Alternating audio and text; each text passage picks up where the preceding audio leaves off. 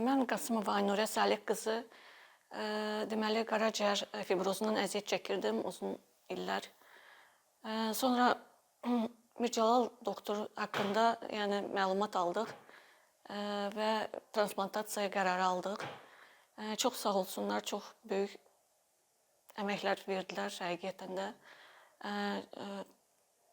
Hər xırda nüansla maraqlandılar.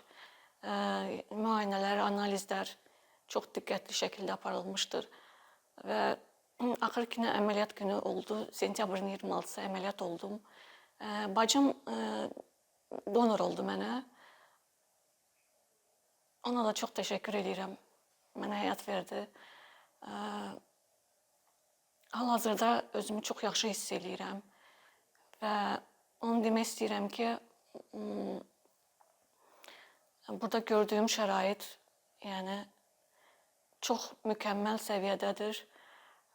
Mən buradan baş həkim, Gömrük Hospitalının baş həkimi Bəxtiyar müəllimə təşəkkür edirəm. İdarə rəisinə təşəkkür edirəm. Ən başlıca da doktorum Mircəlal Kazımi bəyə təşəkkür edirəm ki,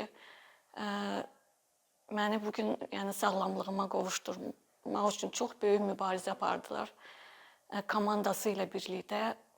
Həqiqətən də burada tək yalnız tibbi olaraq yanaşmırlar xəstələrə, pasiyentlərə. Burada bir çox məqamlar baş verir, psixoloji, mənəvi. Onlar bizə bir ailə kimi oldular. Yəni o qədər diqqətlə yanaşırdılar, o qədər hər nazımızı, hər bir şeyimizi o qədər gözəl qarşılayırdılar ki, yəni insanın ailəsindən belə artıq. Mən yəni heç vaxt unutmaram bu qədər əməyi. Çox təşəkkür edirəm.